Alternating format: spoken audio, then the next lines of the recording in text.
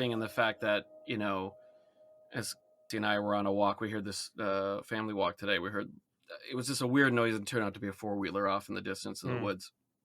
And she's like, yeah, what if that was, the end of the world, the trumpet sort of thing. And she's like, what would we, just kind of half joking, like, what would we do? Would we run to the house, or are we just going to just kind of,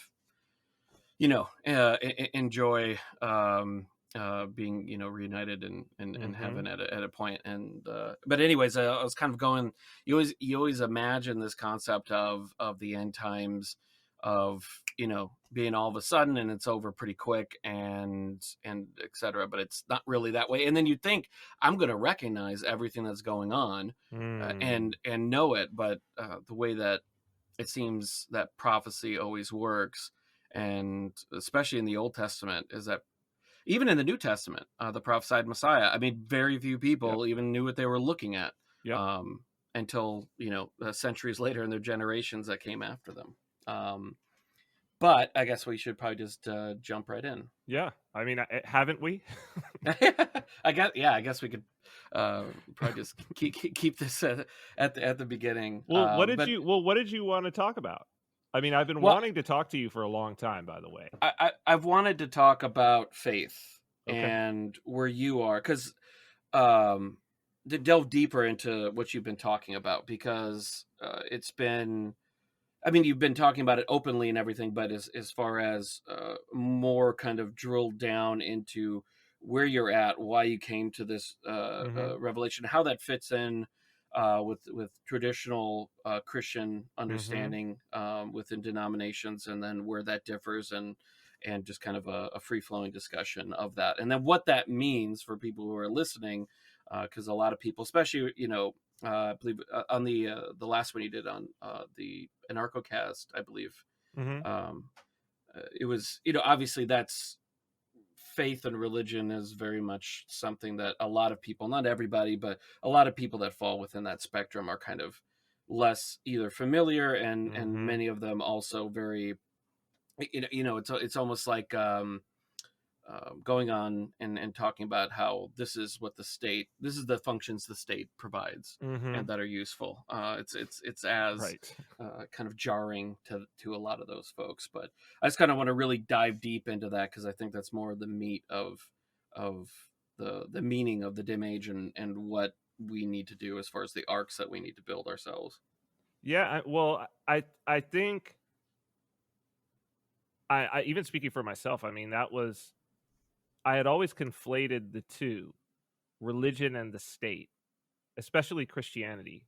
And I think that's true for a lot of people in the West, period, because our tradition, as far as we can see back, that makes any sense. And I think that's really the key. Like, so in my new book, there's a section where I talk about, like, our historical cultural memory seems to only go back maybe about 200 years, right? Before it gets really foggy, to where, you look at somebody from the 1800s, or you read something that somebody from the 1800s said, and, like, they're speaking in our basic language.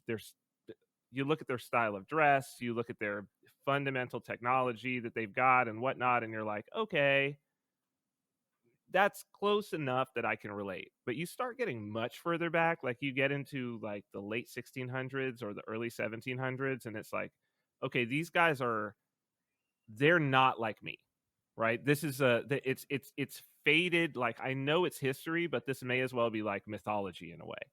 And so all of that time, obviously, what we know as religion writ large has been part of the state. And especially in the American experience, although we supposedly have this quote unquote separation of church and state, there has never been a time when the elites of religion and the elites holding state power haven't been tightly interwoven with one another. You know what I mean? And that's from whether you want to go back to, like, the Congregationalist Pilgrims to, I mean, if you're talking about Boston, you're talking about New England, the political leaders were the priests, basically. They were the priest class. I mean, Harvard University was begun to train ministers in the Congregationalist faith and tradition.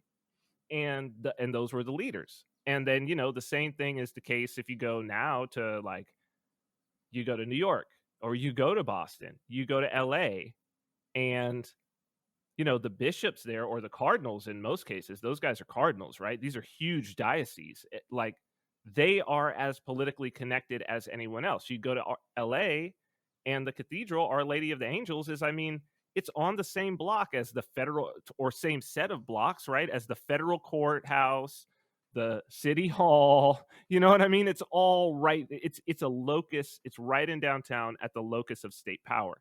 And so, and the Catholic Church has very much wanted to be there. There's been no question about that. But so has also the evangelical movement, clearly in our lifetimes, has wanted to be involved in the state. And I think that for those of us who question the morality of the state, it starts to get very difficult for us to find any affinity with religion when we look around and our impression of religion, never mind going into Judaism having their own state that is doing things that,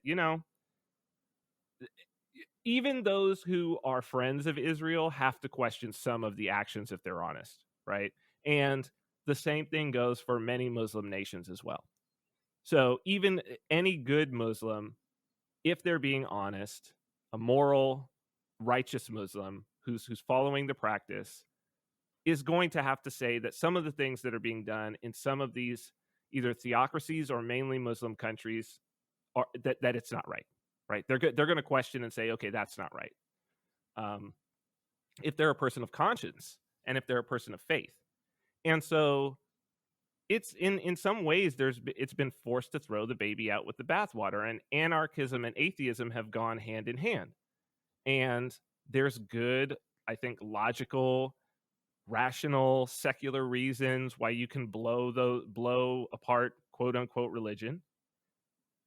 For me, I've always needed to have a mystical and like a spiritual aspect. I do believe that there are mysteries, and I have always believed that, and my experiences have taught me that, whether it's early experiences with things like astral projection, whether it's later experiences with things like psychedelics, even going further into like experiences with ayahuasca, but also having experiences that were within the Christian context for sure, where, well, would I say the Christian context?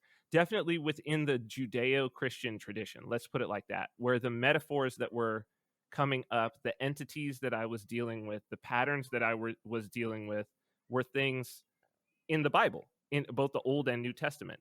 And so I never had any question about whether or not there was a truth there, whether or not there was power there, whether or not there was something to be found there. That was never, ever a question for me.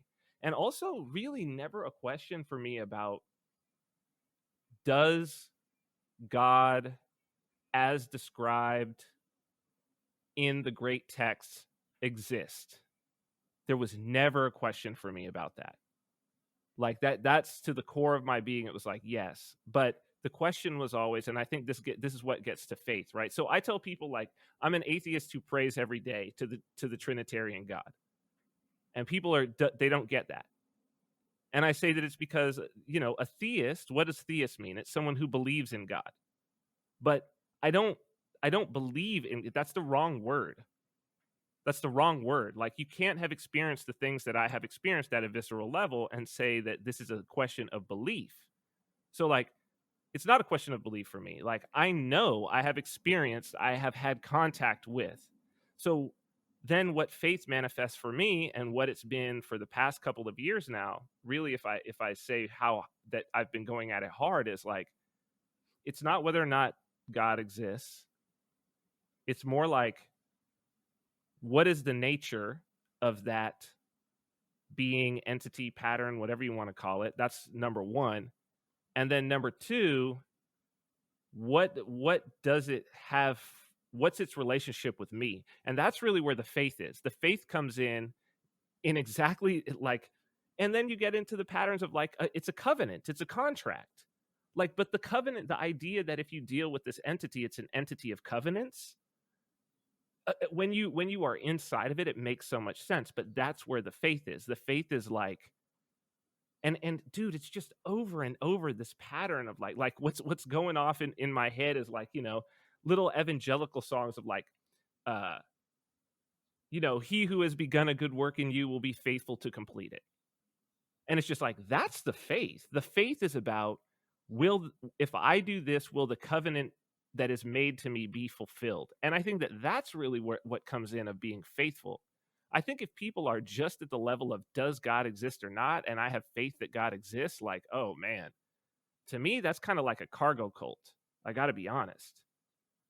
That's not my experience of this faith. And then like recently, I've been totally blessed, and I think that it's only just because I've been searching that like the tradition came and found me, really, and found me in a form like manifested itself in a form on earth that was like almost like, hey, I'm going to manifest it in such a way that it's like you can't not hear it. There's going to be nothing in here that doesn't completely resonate with you, from the people to the message to the moment to everything. And like, here I am. Here I am. Now say something. And so it's just like, it's just been that's been, I guess that's where I would start, man. And it sounds like you're on a very similar path in terms of your re-embracing of tradition. I mean, I'm actually interested to hear like if that resonates with you, and like where the parallels are in terms of how you've been moving through your own tradition. Yeah, I was to slightly go back just a little bit. We're talking about the concept, or a lot of people struggle with, and a lot of people of faith do constantly, this idea of, does God exist? Am I, Mm-hmm. And I think that's something I can't necessarily relate to, in terms of, I've never doubted. Right. Seriously, I have definitely had periods of my life where I ignored, Mm-hmm. which I think is actually more of a serious sin than actually having doubts, and then acting as though if you have doubts or believing that it's true for a period that God doesn't exist, versus where there were periods of my life where I pretty consciously chose to live my life in a way that I knew was not correct. Mm. And just because it was either because it was easier, or it's easier to live certain lives, or to embrace certain things of the world, if you try and pretend as though what you should not be doing or should be doing, isn't actually truth, or something along those lines. And the more I've been reading about, uh, kind of going more into the Old Testament, especially Mm-hmm. very, very early, and it's to me it's been very powerful to read the Old Testament, especially when God first appears, Mm-hmm. to Abraham, and there's this Mm-hmm. period of fallenness, all man is fallen, and approaching Abraham. And it's one of the books that I've been meaning to read, is a whole there's a whole biography on Mm. Abraham. But this concept of, I am who am. And a lot of times, depending on the period of your life, you'll be just kind of reading through that, or you'll be in church and you'll hear one of the readings from the Old Testament, and you'll hear that and you just kind of brush past it. But the more that I think of just that single statement of, I am who am. And I was just listening to an Orthodox priest in California, who was talking about um, the unoriginated God, in Mm. terms of, everything in existence, whether it's a dog or a person or a star or a nebula, everything has a creation point. Mm-hmm. Um, whether you want to call it the Big Bang, or if you want to talk about the conception, that with your parents, and then you were birthed and everything. But everything has a creation, whereas God himself is unoriginated. This idea of, or not this idea, but this truth of God being the only being in creation that had no origin point. There was no creation of God, by anything else. He was who is, or he was who, he is who was, and has always been. And to me, like, the more it's kind of along the lines of when you really start to meditate on the concept of eternity, the concept of the Trinity, and then the concept of the unoriginate God is one of those things that the longer that you think about it, like the more it's just kind of like your mind doesn't obviously, it's not able to wrap itself around this concept. I mean, just thinking about eternity, like Mm-hmm. there's no end to it. Whereas in this life, we go, well, like I got a lot of time left, but at some point, it's going to be over. Mm-hmm. And just kind of looking back at this really reverent concept that the early Jewish people had for God, even with his name, Mm-hmm. of the various names. I was kind of going through all of them, and one of them I always liked, um, was Hakadosh Baruch Hu, which is the Holy One, blessed be He. But just this reverence for God's name to a point where they wouldn't even speak the name, Mm-hmm. and the name that was given has been lost since then. Like God's name, what has been lost, at least from what was first spoken, and a lot of it's just allusions to Mm-hmm. try to bring about that power. But that kind of goes in with my own re-embracement of tradition, as I was born and raised Catholic, and I was born after Vatican II, so I always had the Novus Ordo Mass, as most Catholics Mm-hmm. nowadays are used to. There's very few that really remember a period, pretty much like the grandparent, the greatest generation is probably the last one that really Mm-hmm. kind of has a really good memory of it. Most of the boomers, it kind of changed when they were like 16, and they don't have like a real great knowledge of it anymore. And you know, even with that, there was a period of about 2-3 years I remember early on in high school where I thought that I had a calling to be a priest, and there was a couple Mm. things that happened that made me realize that that was not actually my calling, uh, and that it was, to do something else, which later I realized was to be a father and a husband. But Mm-hmm. as over COVID, when that hit, and then the churches shut down, Mm-hmm. um, that was literally right at the point where we had, a tragedy in our family. My wife was pregnant with twins, and then we lost them, Mm-hmm. and we couldn't just, one of the great solaces for Christians is to be able to attend the holy sacrifice of the Yes. mass. And or I shouldn't say one of the great, it is the focal point of our faith. It is Yes. the focal point of, you know everything that's going on earth. It's the most important thing that happens, and it happens, constantly throughout the whole world. And the idea that it's now shut down, we can't do that, we can't do confessions. And at some point, about a month later, they started to bring things back, and they had these weird, go out into the parking lot, or Mm. they would do Eucharistic adoration, but you sit in your car and they put it up in the window. And it was just, Mm. I get, from one perspective, I understand, uh, that they were trying to provide and everything like that, but, or provide an option for you to get some of the sacraments and adoration and all that. Um, but to me, it was that we literally went to an underground mass in Right. modern day, because Isn't that crazy, dude? yeah, we messaged, a priest. Obviously I'm not going to give away any names or anything like that, but and kind of really kind of laid out everything that was going on, and we're like, we really need a mass. So we were able to go there. We had we were the only ones there, obviously, and we were able to participate, and that was very special and wonderful. But it just, is also kind of neat in a way of connecting with, Christian history, Oh, because all dude, of, I was about to say. I mean, like that is that. How many times has that pattern repeated in the last 2,000 years? You know what I mean?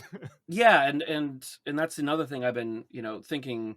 We'll get to this probably in a little bit, but a little bit later, as far as the corruption within the Mm-hmm. church. Mm-hmm. And a lot of people go like, why would you still be Catholic when you see Mm-hmm. what, the Pope is doing, and the scandals in the church and everything like that? Is that one thing? If you actually do look at history, this is not anything new. No. The specific, circumstances or whatever may be unique or different or worse or not as bad or whatever, but the church is a constant cyclical history of Mm-hmm.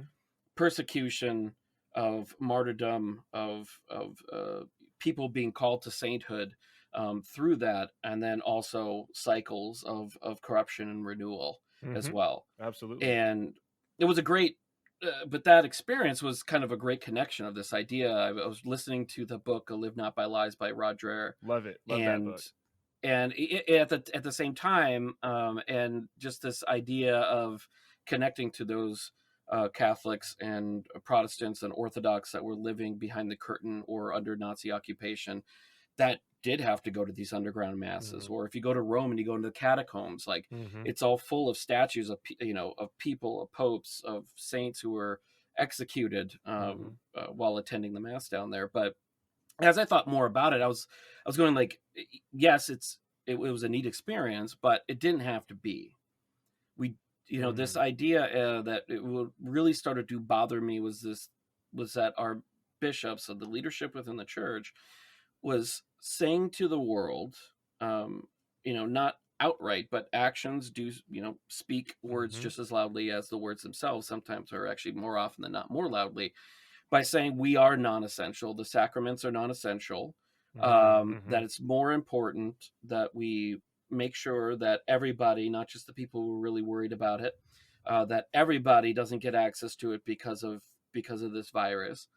And at the same time that they're saying that, liquor stores, Best Buy, Walmart, Mm-hmm. Target, all of them are open. So by them saying, well, we're going to acquiesce to this request, they're saying, well, we agree that the liquor store and that, you being able to go get Mm-hmm. a TV is actually more essential than the mass. And that started to really bother me. Mm-hmm. And so I'd been aware of traditional Latin mass for a little while. I'd heard about the Society of Saint Pius X, who was the Pope right before basically Mm-hmm. Vatican II was enacted, and then there were some basically breakaway, for lack of a more correct term, Catholics who rejected Vatican II altogether, and they wanted to keep all the Mm-hmm. ancient traditions of the Church. There's been a lot of talk, especially over Benedict's papacy. He was the Pope prior to this Yep. current one.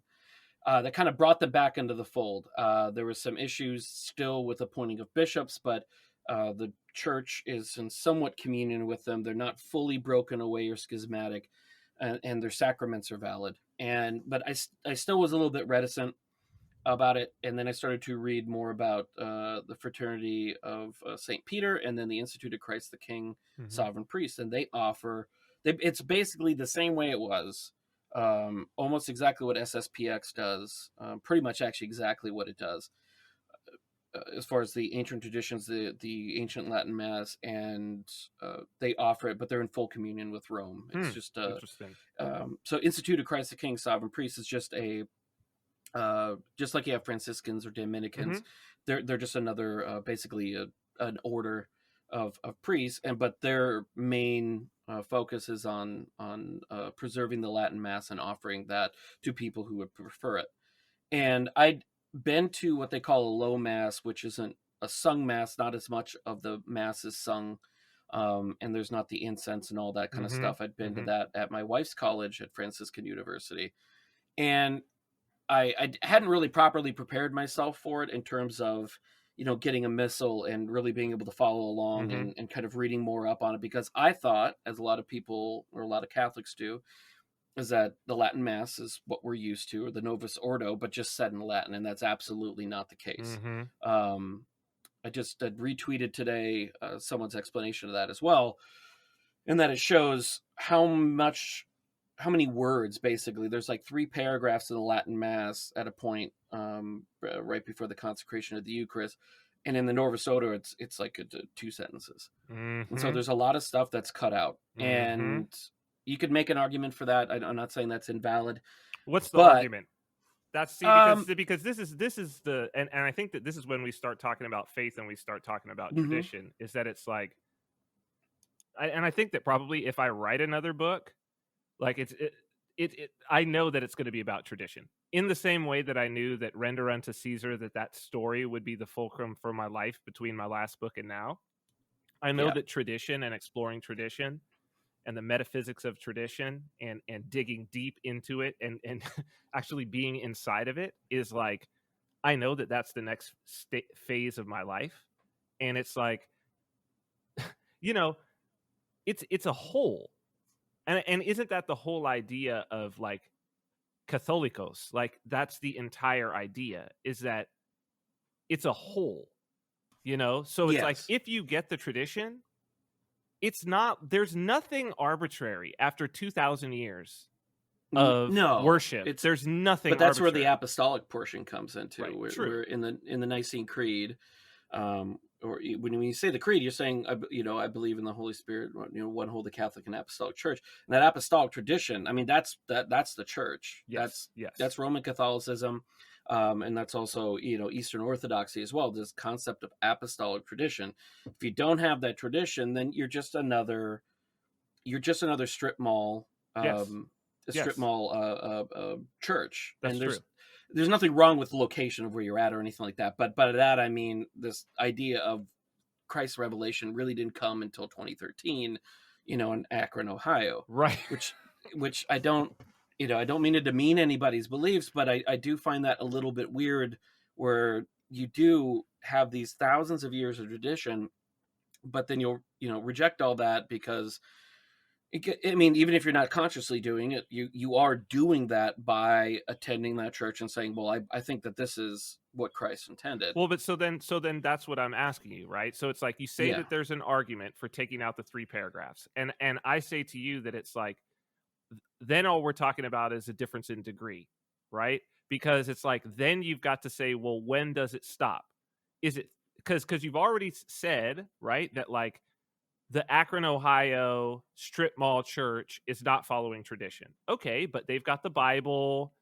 They say they worship Christ, supposedly, right? They would probably be able to say genuinely a vast majority of the Nicene Creed, right, in their hearts, as far as they understand it. And so I'm like, but they're not. So I'm like, well, where's the part? You're saying taking out 3 paragraphs, taking out the incense, taking it out of a different language, that's still okay, and that still counts as tradition. And now, mind you, I'm not trying to be accusatory here. I'm just trying to play this out for us to have this like thought, because it's an important thought exercise to me, and I don't know who else I could have this conversation with that I know, right? Who I would feel like I could genuinely walk through this with them.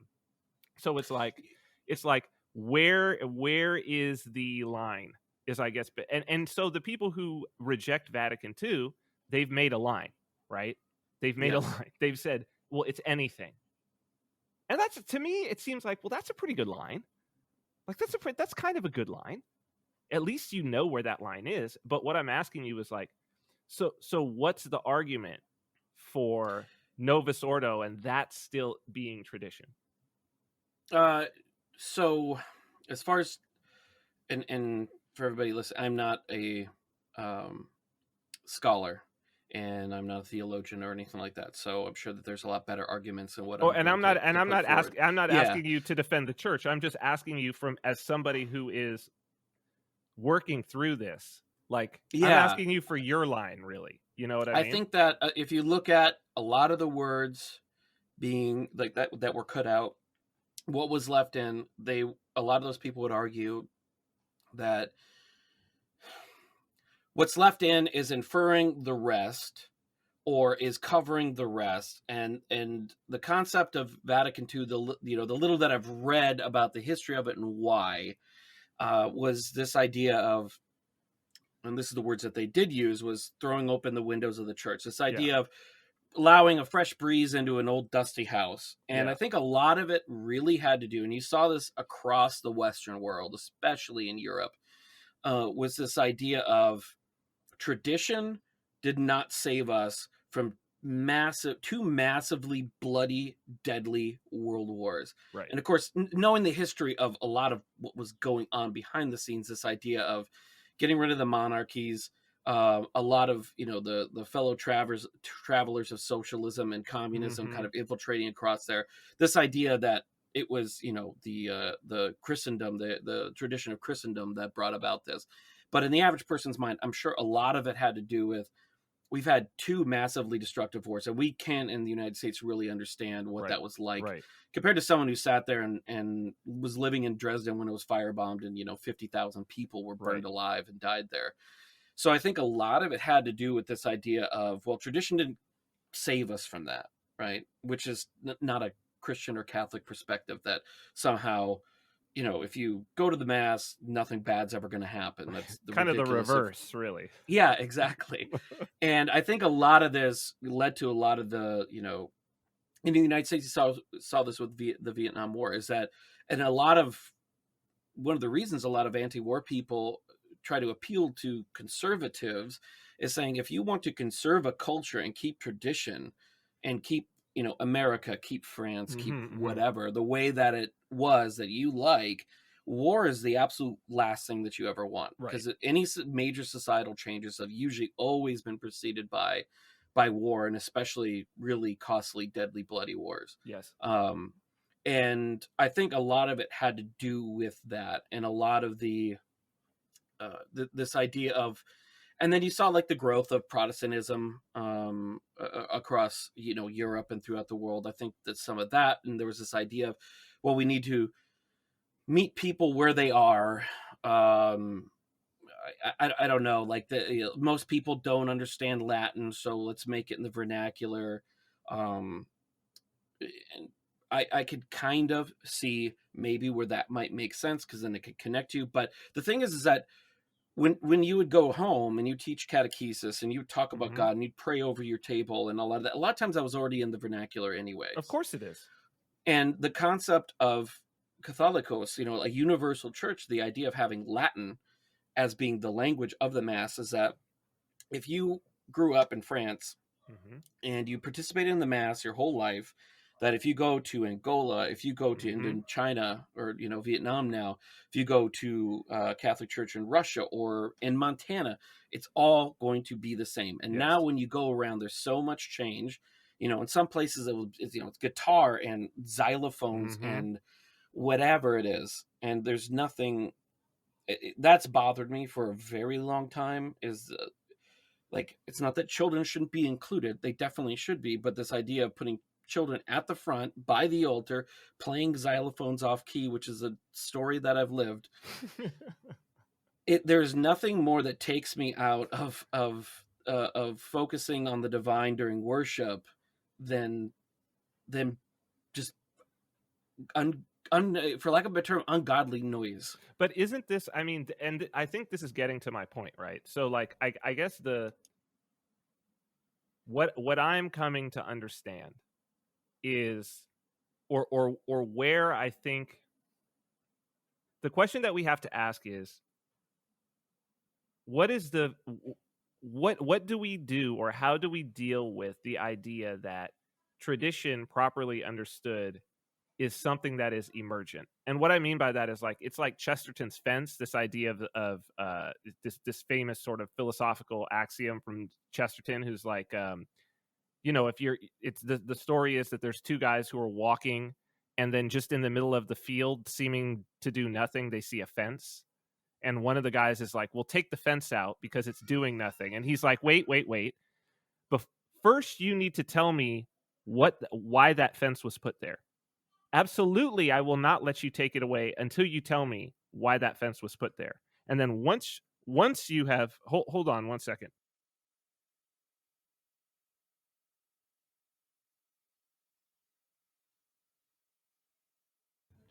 Sorry. No problem at all. Yeah. So the idea is that, and I've done this Kingsbury quote before as well. You know, with the fence, the idea is once you know why it's there, only then can you remove it. And then Donald Kingsbury, I've put this quote on Twitter and other things many times. I think it's so good. I even quoted it in my book, but it's from this book, Courtship Right, where he says, tradition is the set of solutions to problems that we've forgotten that we had. And if you take away the solution, you get the problem back. Sometimes it's the same, sometimes it's worse than ever. That's basically a paraphrasing of it. And so the idea is like, once you start to remove something, it's almost impossible to know how valuable that thing was. And the only way that it makes it into tradition, well, and I think that this is something I'd also like to talk about, is like the experiential nature, because I think you're getting at that, right? Is that like Yeah. it is that No, like definitely. Christianity is an experienced religion. So it's like the entire you go through the gospel and the whole thing is about an actual experience of the divine. I mean, the idea that that's the entire reason that God chooses to come and manifest as a man in the physical plane, is because it's that now it is going to be experienced in the physical plane now. Like now this is where it's happening. It's not a psychological phenomenon here. Like something physical is going to happen with you. You are going to be filled with the Holy Spirit. Like this is what is going to happen to you as a faithful Christian. And that's part of what is supposed to be happening to you, not just metaphorically, but literally during mass, and especially during the Eucharist. So it's like if you are having this experience, and if the experience is working, how can you take away even the smallest part? Like, how do you know? Does anybody actually know? They may be able to tell you, and certainly Catholic theologians can tell you when each little piece of the mass was inserted, but can they go back and tell you the experiences of the people involved in actually, can they tell you about the individual experiences of the divine that were part and parcel of the way that that got in there, that somebody wrote that in there? Like nobody can talk about that. And by taking it out, aren't we, my question is like, by taking that out, aren't you already being unfaithful? Like, aren't you already saying that the way that it got in there the first time was not through the Holy Spirit? Aren't you already saying that by taking it out? I would say in short, yes. I think it is beyond hubris to look at a tradition as old as the Catholic Church, which is the oldest, definitely in the West, the oldest surviving For tradition sure. that we have, and the idea that it's almost, like we are talking about earlier, the strip mall in Akron, the idea that you are removing that, all of these things, and now instituting something almost completely would be unrecognizable Mm-hmm. to a Christian. Definitely, if you go back to 1820, Mm-hmm. if you took a Catholic from 1820 and just transported them from their church right at the beginning of Mass, excuse me, to a Novus Ordo Mass right now, it'd be almost totally unrecognizable. They would probably think that they maybe went to not even an Episcopalian in 1820 either, maybe a Congregationalist, Mm-hmm. something along those lines. And I think that, one, I think a lot of Catholics, especially one of the things with COVID, it really woke them up. Kind of a lot of them, it was the same experience as me, as this idea of, well, I was told all my life that, one, it's God's commandment that we go and we worship Mm-hmm. and keep the day holy, right? And as Catholics, we do that by going to Mass at least that once a week, if not more. If you have the ability to go to daily Mass, it's actually a very great thing for your soul. But now we're being told that never mind, it's really not that big of a deal, and you can just watch it on YouTube. Which Mm-hmm. last year when we watched, we got dressed up in our Easter, like kind of Easter clothing that we Mm-hmm. always get the girls like nice new dresses Mm-hmm. and everything like that to it's something to look forward to with Easter and everything, along with going to the Mass. But it was one of the more disheartening things to watch Mass on our TV and Right. just sitting on the couch. Right. There's no experience of the divine. Mm-hmm. And yes, we have a dispensation from the bishop saying that we're not sinning by not participating physically in the Mass, but it didn't feel right. Mm-hmm. And what you're seeing actually is I mean, some traditional Latin Mass parishes are seeing upwards of 300+% increase in their parish sizes over the Mm. last year. It has Mm. been growing like massively. And I think that's one of the reasons they just a couple days ago, the Vatican actually has now, they're no longer allowing traditional Latin Mass within St. Peter's, except for in one Mm. underground at the Clementine Chapel. But they're also not allowing anything other than in Italian, and it has to be all concelebrated. So what they used to Wow. have is, if you went to, especially when the Latin, let's just say you went back to 1920, there are, gosh, I forget, is there 8 total altars? Don't quote me on the number, but let's just say 8 throughout all of St. Peter's, not just the main altar. All along the walls of the of inside St. Peter's, Mhm.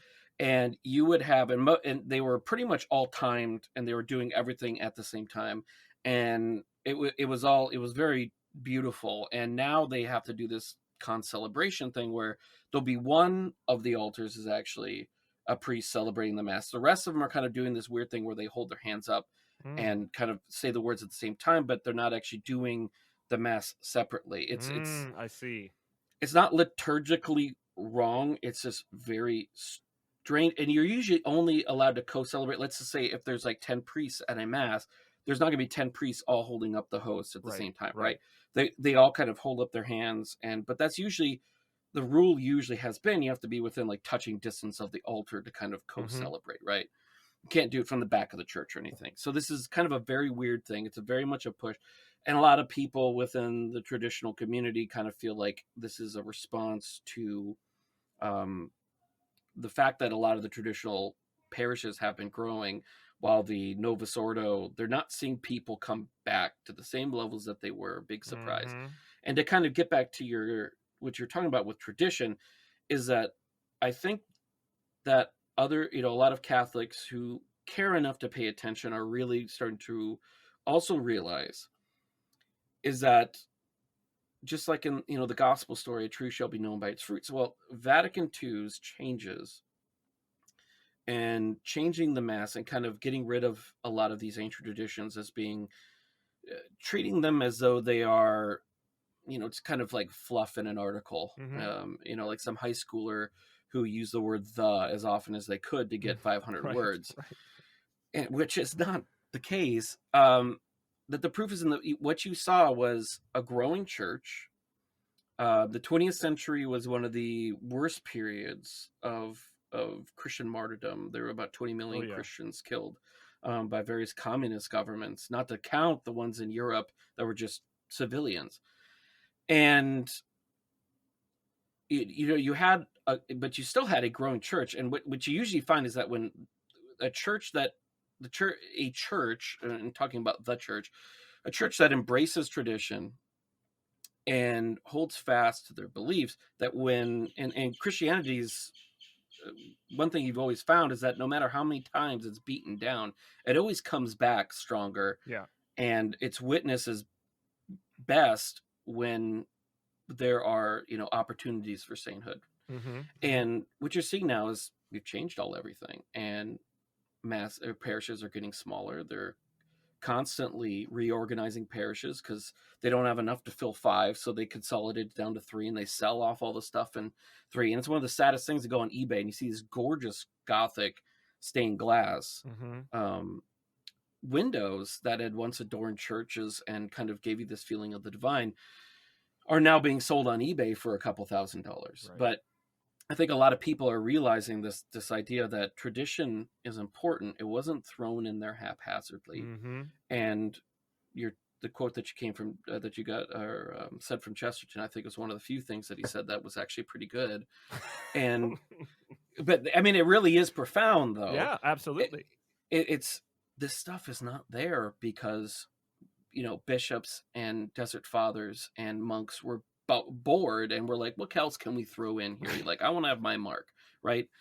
There was a lot of debate and there was a lot of discussion, and these things were not come too lightly. They were brought into there because of this idea of, you want to lift up the people who are participating in the holy sacrifice. You want to lift it lift their minds to the divine and experience the divine. And that was my experience last Sunday, going to a traditional Latin mass, and it was a high mass, and that's what the incense, most of the mass is sung in Gregorian chant. And Wait, hold on. Before you go, oh, right? sorry. Before you go forward, like, I think this is super important because for some reason this seems to be like, so do you know who Paul Vanderklay is? YouTuber? I've heard the name, Yeah. but I'm not that familiar. So he's kind of like, people who follow Jordan Peterson are kind of like familiar with him. I listen to him a lot. He's a Calvinist minister, super sharp guy, but he's been wading into sort of like the Peterson ideas and whatnot. And he's good, like scripturally, he's good, the whole nine. And he's also, interestingly, like, because he's in one of the older Protestant traditions, it's so different from even like evangelicals, right? So he at least has a few hundred years that he can call back into his tradition. So it's like, it's interesting to see like even that level, that like the ground that he's standing on is so much more. But it's what I'm going to talk with him next week, but it's like one of the things, and I think one of the reasons why he wanted to have a conversation was because I have been talking about this experiential aspect of Christianity that I think for a lot of evangelicals is like, see, for me, I'm not doing any practice of worship if there's no experience, right? Like, and I'm also not going to try to fool myself into like hypnotizing myself into like, oh, I got some sort of experience. Like, it's either there or it's not, in the same way that like I'm not going to fool myself that I'm hearing words coming from you, right? Like, there's either an experience there or there's not. And like, I think people who approach their spirituality that way, like, I would consider those people to be mystics, right? Like mystic minded, and I think that you are. And so it's like, what I'm interested in is your, like, you say there's an experience of, you've said it a few times, like, and I think it's super important because it's clearly informing like your value hierarchy. And so you're like, okay, you're sitting there watching mass on TV on your couch and there's no experience of the divine. And I think that it's like, yeah, of course not, right? Like, I think that you probably didn't walk into it expecting that there would be, and would be shocked if there was. But then you have this other experience and it's like, yes, there's an experience of the divine. So what is it that you are saying? And I know that I'm asking a lot from you right here, right? But it's like, what is it that you are saying there? Like, what is the experience of the divine? I know I'm asking a lot, and it's like, if somebody asked me the same question, I'd have the same response. But I'm like, if you can, right? So for me, it's not necessarily a constant. It's something within my individual prayer. One of the things that I picked up from listening to you, I can't remember which exact episode it was that you were talking. I can't remember if it was on P. Quinones or wherever. But anyways, when you talked about in the morning, you say the Jesus prayer, and I was like, I don't know that one. And that's something that isn't really that well known within the Catholic community. That's an Orthodox tradition. So I looked it up, and then I bought that book by Saint Sophrony, His Life Is Mine. So one of the reasons I haven't started your book yet is that I've been slowly working my way through that. Dude, how good is that book, by the way? There's a lot of stuff underlined in there, Bro. and I go through like 10 pages maybe at a time. That's what I was doing. I kind of reread it a bunch of times because there's portions of it I'm not, like, I don't understand it quite fully. And to say that I understand it fully is a little bit of hubris as well. But yeah, so I'm trying to really understand it. So sometimes like I'll keep on going back and rereading it, and it's been very helpful. And one of the things that I do, I mean, we do a daily rosary in our family. But as far as with the Jesus prayer, I found it, very meditative to be doing kind of on my daily routine. Like today, I'd been chopping wood for the last like month. I had so much. And as I was chopping wood, or today when I was finally able to stack it all because everything is unfreezing now, I just keep on saying it over Mm-hmm. and over. And it's very meditative, and you kind of get in, to what they kind of call, I guess, in kind of the Silicon Valley secularism of flow state, Mm-hmm. um, where I just kind of am feeling, I'm moving through the world, but I'm not necessarily conscious fully of it in the same way that I am if I'm talking on the phone or if I'm checking Twitter as I'm walking or whatever, where I'm kind of fully aware of everything going around me, Mm-hmm. or going on around me. And so there are times like when I am doing prayers where I am, there's something else on my mind, or there's something else that I'm doing, and part of that is this constant struggle to kind of just give yourself over to the divine Mm-hmm. and to concentrate on that worship versus kind of worrying about the petty things that we have in this life, and understanding that they are, in terms of eternity, like this is, we're just here for just a second, Mm-hmm. and all these things really don't matter, but they do seem to be very important. But when I walked into that church, like I made sure, I was like, I wanted to leave. I was trying to go the weekend before, but the kids were throwing a fit, and I couldn't. I was going to take my two oldest, and anyways, then my oldest. Anyways, there was a whole thing, and they were throwing fits, and couldn't get them into the car, and I was trying to calm them down. And by the time we left, and I got like 5 minutes down the road, it's like, unless I go like 80, I'm not going to go there because that mass is about an hour away from me. And I was like, I want to get there early. I've never been there before, so I'm not familiar with the streets, and even with Google Maps, is this like Mm-hmm. a smaller like chapel and whatever. So I end up turning around, and then this week or last Sunday, I got and make sure that we're early. Made sure that I was dressed early, and I was just going to take just my oldest. She's going to be getting her first communion here in like a month or so. She's a Mm-hmm. lot more aware of, as best as a 7-year-old can be, of what's going on and the importance of it. And I bought her a veil and everything, Mm-hmm.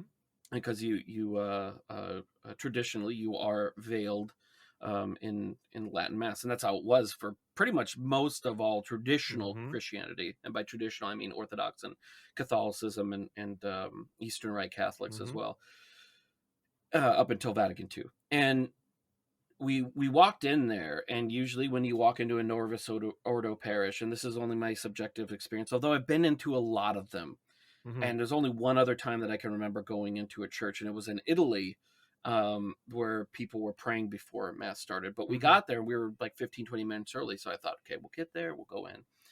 We get in there, and they're saying the end of a Hail Mary and starting the St. Michael prayer.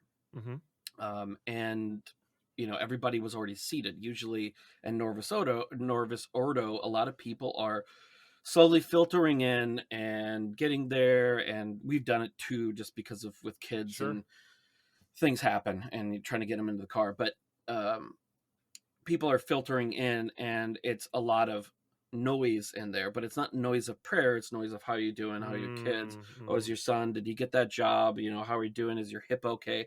Because most Norvis Ordo parishes that I've been to are a lot of, especially ours now, is very old. We're Right. one of the few Right. younger families in it, and everyone's always like, oh, we're so glad to see younger kids and stuff like that there. But we get in there, and they're already praying. So we go in, and we get to our pew, we genuflect, and then there's always a set of prayers that I say to kind of prepare for Mm-hmm. Mass. Right before I say some before, when I'm driving there. And we look around, and then I realized after I sat down there, it's like polar opposite of our parish. Whereas in our Hmm. parish, it's like 95% people over the age of 50. This parish, it was probably 80 to 90% all families around my age with 3, 4, 5 kids, all, and all of Hmm. them are under 15. Hmm. It was all young people, Hmm. if you want to call 30 and younger young. Um, and that was the first thing. I was just like, man, this is, and it was a kind of a very joyous thing too, to go like, okay, not only are there still a lot of young people coming into the faith, but like they're attracted to this idea of tradition. Right. And you're seeing that a lot of, now that I'm kind of been more going on to like trad Twitter, as it's called. Yeah. Um, that a lot of the same experience. Right. And then the bells rung, the mass started, and then the Gregorian chant started. Right. And the priest, and it's everything. It's all boy altar servers as well, Wow. and all the vestments and all the stuff that's associated with. And this isn't even like the Christmas high mass in Latin, like, is something to be seen. If you haven't ever seen it, like, pull it up on YouTube. Okay. It's not the same experience, but like a Christmas high mass, especially in one of the major cathedrals and stuff, is just, it's pretty amazing. I mean, it's like, it's because a lot of it was developed in medieval, and kind of what we kind Mm-hmm. of experience is it's very regal, which is fitting because we are worshiping a king, Mm-hmm. and we are participating in a sacrifice of God where God himself is present.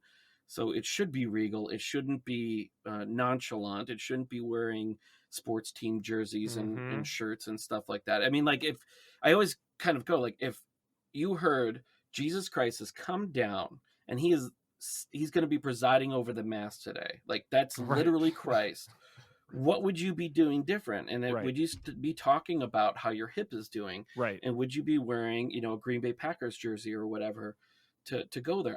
I don't think you would. And if you do, I think that I don't know what to tell you, because then at that point you're really, really kind of asking for some kind of Old Testament judgment upon Well, you I if you're think going to what's show that crazy, lack dude, of is that it's respect. like, even if somebody said Joe Biden was coming to preside, and I'm not saying he would preside over the mass, but what I'm saying is that even Joe Biden was going to be there, right? Or if he was going to be speaking at a school, I mean, You would or be like acting speaking at Elks totally Club. different. Even if you're a Republican, you would be acting in a totally different manner than you're acting right now. So what does that say about your relationship with Christ, right?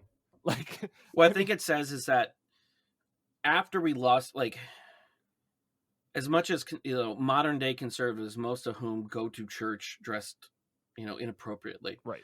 um, or a lot of whom, I don't have numbers, but uh, a lot of the people at that parish would identify themselves as conservatives and all that, and they go, they'll share those boomer memes of like, man, I Mm-hmm. wish people dressed like this, and it shows like Frank Sinatra in a hat and all that. It's like, Mm-hmm. there's nothing stopping you. And now we live in a time where, like, you can literally pick up a suit and tie for Sure. probably about $40. Sure. It's not gonna, it's not going to be Brooks Brothers, but it's going to be decent enough where you can at least look presentable. Yes. And I think a lot of it had to do with this idea of like, well, we're throwing away as useless all these traditions, and we want to make it fun, and we want to make it touchy feely, and we want to, make it. It's Protestantizing to me. That's kind of the best term that I can think of. And the thing is, though, is just like when you see, conservatives tried to do, like, if you watch like Turning Point USA, and then they Mm-hmm. try to do, I don't know, like Kardashian level kind of like talk shows, and they talk like Yes. they're from SoCal. It's like, Yes. that's not going to work, because you're never going to out cool or out uh, pop culture the left. You're Right. never going to do that. Right. Or when a lot of conservatives will go and they'll go like, well, we're for this too, and we're for that, or whatever. It's like, you're not going to out left them. You're Yes. never going to out. And the same thing, or I should say, Libertarian Party even better. When they try to jump on a lot of the woke points, it's like, you're not going to out left the left. Anybody who's really concerned with the with Black Lives Matter Mm-hmm. protests, with fighting fascism, whatever you view it as being existent, all these sorts of things. Like, you're not going to out left them. If they're really concerned about, defeating fascism, they're not going to turn to you. But In the I same way think that that, so much of this is about like where we derive our value of experience, right? So yeah, it's like the what I really think. you're not going It's to out guitar and out band. Like Catholics, like, if you go to them when they have the full band, they have the full drum. Like, I'm sorry, but like, you go to these kind of modern Protestant non-denominational services where they have the laser light shows and the yeah. mega churches, like, they do it better, and they're always going to do it better, because Catholicism, the liturgy, the mass, and the buildings themselves, for the most part, except for maybe some of them built in more recent times, they're not built to do that. And they're not built to do that because they were built to uphold a 2,000-year-old tradition. Well, but That's I think that like but again, this goes back to experience. So it's like so let's the mega church example, right? So yeah, you walk in and then they do the service and they have like some awesome band and laser light shows and all of this, and you have an experience there, right? And you walk out, and this has been what the American evangelical movement has been about. And it's the same thing that like Turning Point USA is trying to do, and all of these, to where it's like you walk away with an experience of, wow, that production value was awesome, right? And you're just like, but it's about novelty. So it's like going and seeing a movie to where, it's the latest Marvel movie. And whoa, wasn't that a spectacle, right? It's the society of the spectacle. To where it's like that spectacle for the sake of spectacle is like junk food, you know? I've used that before. I talked to my wife about that because she is very much a charismatic. She went to Yes, Franciscan yes. University, Okay. and that's a Catholic university, but they are very much a charismatic university. They do Festival of Praise and all that kind of stuff. And I understand. Like I was talking to her one day, and a couple years ago she'd gone to, because they don't have any of that locally here as far as from a Catholic perspective, and she went to one of those churches that does that because they were doing a praise and worship session or whatever. She's like, I just kind of miss praise and worship a little bit, I just want to go. And she went there and she's like, it was really nice and all that, but it just, there's no sacrifice to the mass, there's no Eucharist, there's no like substance. And I was like, yeah, it's like, it's refined sugar. It'll give you that boost for that hour after. You feel real good. And I've been to those when I visited her there, and they do, like, you do feel very good, even within the Catholic, where they do incorporate some of the tradition and stuff into there. There is some more substance than you'd find there, but it's refined sugar. It's not a meal that will keep you satiated. Yes. Day to day to day. It'll keep you, like, you'll be on that high for that hour or so after, and then by the morning you wake up, and for the most part it's kind of like gone, and it's almost, or it's almost like a drug where you have to keep on getting it more and more to kind of really get that experience. But that's how a mega church becomes mega. Yeah. Right. And also the other thing about it is that it doesn't require you to commit yourself internally. So it's like, it doesn't require an internal commitment. You're going to be blasted with the experience, right? You're blasted with the experience, and it doesn't matter who you are or what you believe, you can appreciate.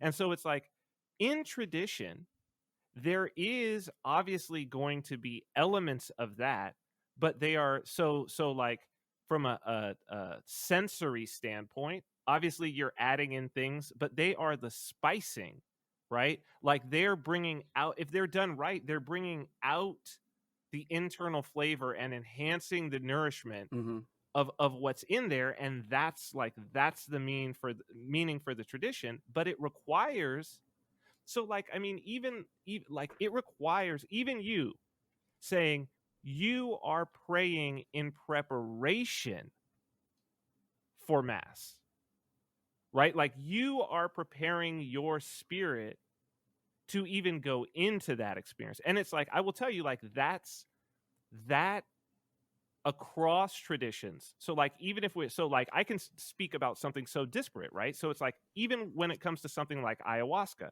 like this is a multi-thousand-year-old tradition. It's a ceremony. It's a ritual. You partake all together in communion, and then you go into this. So it's like the pattern.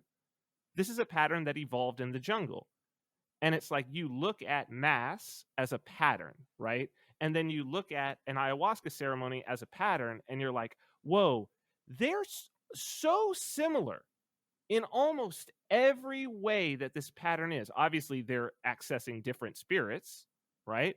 But it's like that somehow this is going to take us into the realm. But part of it beforehand is you do what's called a dieta. Like you have to change your diet and your behavior for like 7 days beforehand, maybe 14. Well, that's the same for Mass. It used to be, now it's changed to an hour before. Right. But previously for Catholics, and still practiced with Eastern Orthodox, is this idea of fasting from food and drink I believe it's it can't be later than either midnight or Mm-hmm. when you go to The bed, day, the whichever is whole day, yeah. sooner. And marital relations has to be Mm-hmm. fasted from. Mm-hmm. Like married priests in Eastern traditions are not allowed for a whole day, 24 hours prior, which is why married priests are not allowed to do like daily liturgy, Mm-hmm. because it would be impossible to have a successful marital Mm-hmm. relationship if you had to abstain and you were also doing daily mass, requiring you to abstain from that aspect of your marriage as well. But and I kind of fell into that anyways, where I always made sure I was doing the hour before, but now that I kind of do intermittent fasting anyways, Right. So um, you're there. I've so yeah, I kind of without me actually doing it consciously, I realized later I was doing it already, where I don't eat a breakfast, and so I've been basically fasting since about 6 o'clock the night before, up until the noon, roughly about noon meal when we get back from mass. So And I okay, think so that I it's want to really talk with you important. about that. I want to talk with you because this now goes to like my own journey of getting to the place where I'm at.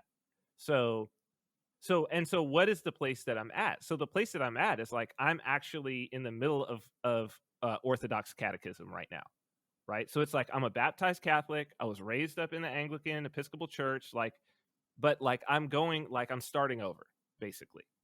And but it wasn't that I was looking for a church, right? It was kind of like in terms of your like what you just said about the fasting was that a series of things occurred where I was having these experiences of the divine, right? But like whispers because I was doing certain things. Fasting was one of them, like a practice of fasting, right? Get like contemplative, like not systematic prayer, but contemplation, but within the context of like reading scripture and whatnot, because I was working on this book, right? So it was like the book is Render unto Caesar. It starts with this story. So it's like obviously that's going to require a lot of me. Now I was already like very familiar with and what weirdly enough, familiar with scripture, but I realized that I had not read it in narrative form. Like I had never read an entire gospel all the way through. I realized that. While I knew the stories and I knew the differences in the stories in the different gospels, like I knew Acts and all of that, like what was going on. I could even quote from a lot of it, but it was like I had never read a gospel all the way through as though somebody had just handed me the book and was like, here's a story. Here's the story of God. Read it. I had never done that. And so it was like in that context, all of these things happen in like that's totally a microcosm of like where I was just constantly saying, "Oh, I was doing that already. Oh, I was doing that already. Oh, I was doing that already." And then when I got the opportunity to have a relationship with a very interesting Orthodox priest, then it was like and we didn't even enter into it like he was trying to bring me into the church, right? We entered into it in sort of a level of mutual respect of like oh, this is an interesting guy. This is an interesting guy. And both of us talking to him interested in the things that I was teaching. And I actually started out teaching him first, right? When it came to Bitcoin. And then him teaching me some things and helping me with my prayer. Cause I was like, dude, it would be helpful. Like, can I at least talk to you about the things I'm experiencing? And then it was just like all the things that what I was already doing. And so it's kind of one of these backfill things. And that this is what I'm starting to see about tradition, right? Is that it's like, how do these things get in the first place? Like, how does the fasting get in the first place? And it's like, well, I didn't eat. And then I had this amazing experience. Oh, but this time I ate and I got nothing. Let me try not eating again. Oh, whoa, it worked. Let me try not eating again. Oh, whoa, it worked. Okay, guess what? It's better to not eat. Boom, that becomes the tradition, right? It's like, and I think that when you talk about, and this is, I agree with you in terms of going back to Genesis and Abraham, like in 2014, it was really exploring Abraham deeply. Like I've got this, probably no one will see it. I've shared it with very few people, and now that I look at it, I'm not sure if it may even be blasphemous, but like basically going back through Genesis. And there's another story that runs through Genesis that is probably like something that I don't want to talk about, but like when I was sort of operating on the left-hand path, like I was definitely following that story. But getting into Abraham and like seeing the with Abraham, and it's not just Abraham, but I mean it's the entire Torah, and it certainly is the end manifestation is Christ himself, but it's like God keeps manifesting, he keeps iterating, right? Like his nature obviously never changes. Who he is never changes. But like there's this story and a life of God in his relationship with man, and he keeps revealing more and iterating more, and we understand the nature more. And some of it's fate, it's providence. I mean, some people might call it just luck if they're materialists, but that it's like you find yourself through a series of things trying something and then it works, or you happen into it and then it works. But that's also the story of scientific discovery, right? Like penicillin being discovered kind of by accident. It's like, oh, we left this petri dish over here and then this, oh, what is that? And it's like the same thing about discovering, because he's everywhere in everything and eternal and can have a relationship with us. But it's like the covenant, it's not that the covenant changes. It's not like the 10 commandments became null and void. It's that they were like not even expanded, but and not even like refined is maybe the word, right? That like no, there's more to this. There's a broader context of the thing that's going on here. And so it's like this again goes back to what I was saying about like removing things from out of tradition and not. So it's like there's the fasting thing. It's Chesterton's fence, totally, man. To where it's like, no, the reason this is here is because it works. And I think that's why we're seeing, and I think the Orthodox Church is growing too. And I even hear about people going to Islam, and it's like but what they're adopting is they want to go back to the traditional forms. Everybody wants to go back to the traditional forms because the novelty has reached such a level now to where, first off, there isn't like there. I think what it is everything's a retread. Like even I turn on pop radio now, and as somebody who's been in the music industry for 20 years, like they're literally just redoing songs that are like 25 years old that the young people wouldn't be familiar with. But I'm like, oh, that was like a number 10 track, but it's the exact same song just with different instrumentation, and they're playing it off like it's some new pop track. Oh, that the new song from, and it's like, whoa, that ain't new. That's the exact song. And so I think that what it is that we've reached a point all throughout everything, and including in Catholicism, including in Protestantism, where there's no more novelty. And so now everybody's like, well, I want the real deal. I want the real food. But we're seeing it. I mean, but we're seeing it in food, right? We're seeing it in everything. We're seeing it in dress. We're seeing it in everything, that people are just like, the novelty is ridiculous. It's gone into the absurd. And that's why you get things like the trad movement and all of this, So but I think maybe you still didn't answer my question about like the experience of the divine. The experience of the divine. Tell me. Yeah. So to kind of go back to kind of where I went off on a digression there, but as we experienced that Mass and all the tradition was there, all of the, like, I don't know, just that experience. And I bought a book and everything that was like traditional Latin Mass explained, like it was almost like a for dummies book. And it kind of went, the priest is going to do this, and this is what he's, these are the things that he's saying and all that, so that I could kind of follow along. But after like just like a little bit, I just kind of like closed the book and I turned to my daughter, like, if you want to keep on paying, do that. But I think I was like, why don't we just close these and just experience it? And so we both kind of did. And it was like, just, I don't know, like there was just one of the biggest things was this. It was so reverential, like talking about these kind of pop pop Christianity, in that it seems to be focusing, and it's very much an American concept that's kind of filtered out um, throughout Protestantism, especially because Protestantism is so heavily influenced now by kind of the American church, the American Protestant church,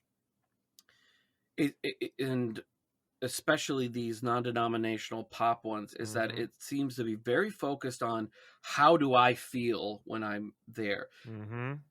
But it's a different thing than what we're talking about, experience, and that it's almost as though I want to go there because I feel good, whereas the experience that I had there was because I felt the divine, in terms of I am there and we are all there, and all of this that is going on, every single word, every single chant, the incense, it was all about reverential worship, because the point of the Mass is about worshiping the one true living God. I am who am, not about, I want to, you know, I want to hear music that I can relate to better or whatever. It was about evoking the divine, singing divine chants, not, like where people complain about, well, I can't understand Latin. It's like, well, you can figure it out, for one. And two,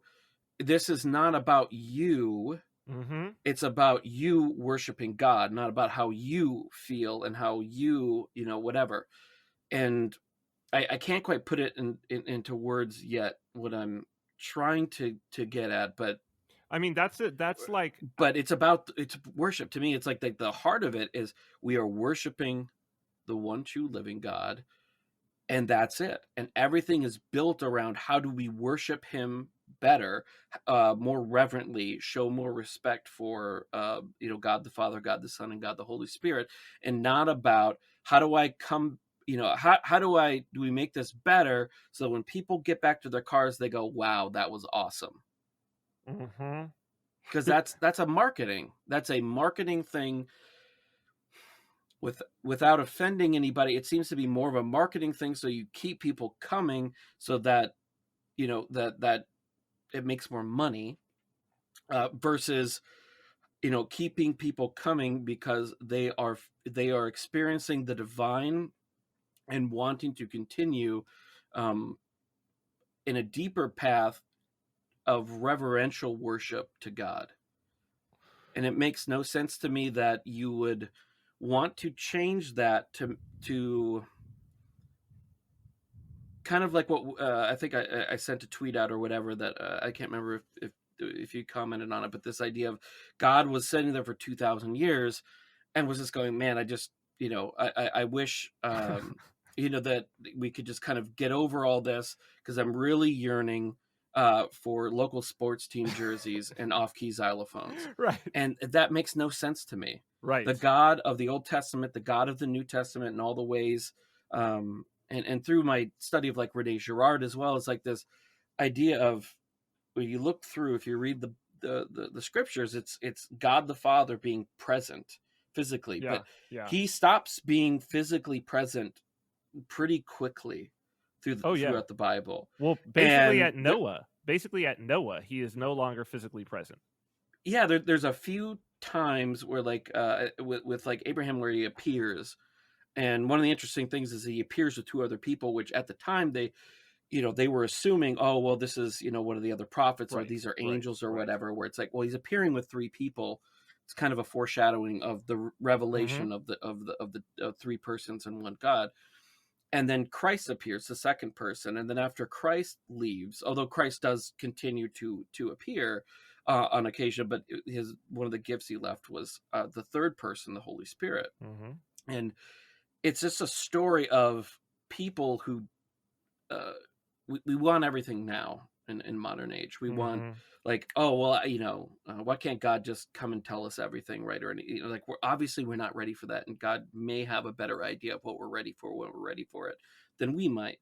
And it's just a story of almost like a infancy of humanity's spirituality through kind of a growth process, as we're kind of revealed things at points throughout history, and we are expected to grow, and the church has, um, from the Israelites to Mm-hmm. the Christian church, has grown in terms of our understanding of it, and all that growth is put together in our worship service, and that's what I really have started to really understand better. Is like, it doesn't make any sense to me that all this tradition, all this revelation is now being tossed aside. Mm-hmm. And then when you go and experience that, not as an experience of like, well, I necessarily, it's about me, but that experience that you have when you do participate in the worship of divine in a very reverential and worshipful manner,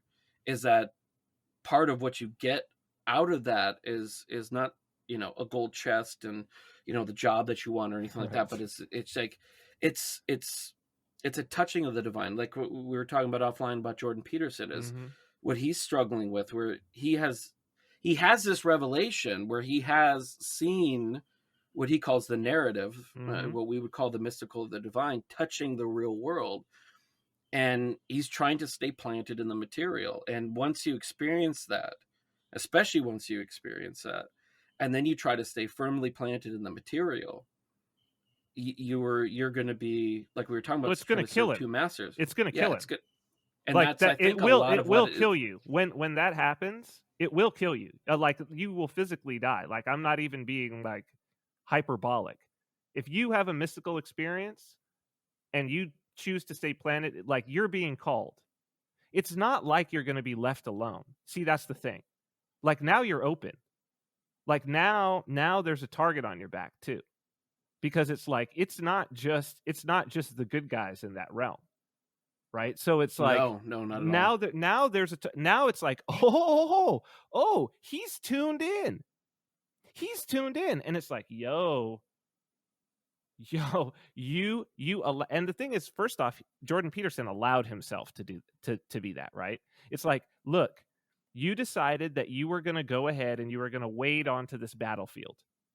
You were going to wade in to this eternal battle, and you better get behind one of these lines, dude, because otherwise you're just in the line of fire. You're just in the line of fire right now. Like you will die. Like it will kill you physically because you're not equipped. You're not equipped for all of this. And I think that this is another, like, so this is something that like my spiritual father put me on, and it's like I've experienced this myself, and it's one of the reasons, as a matter of fact, it's one of the big reasons why I was like, okay, and it was weird because even at the same time I was like I wanted to have a talk with him about like I got to get in the church, man. And at that same talk before I brought it up, he's like, you got to get in the church. And I was like, yeah, because like I was trying to go to a level where, and he even said, he's like, you got to understand how holy God is.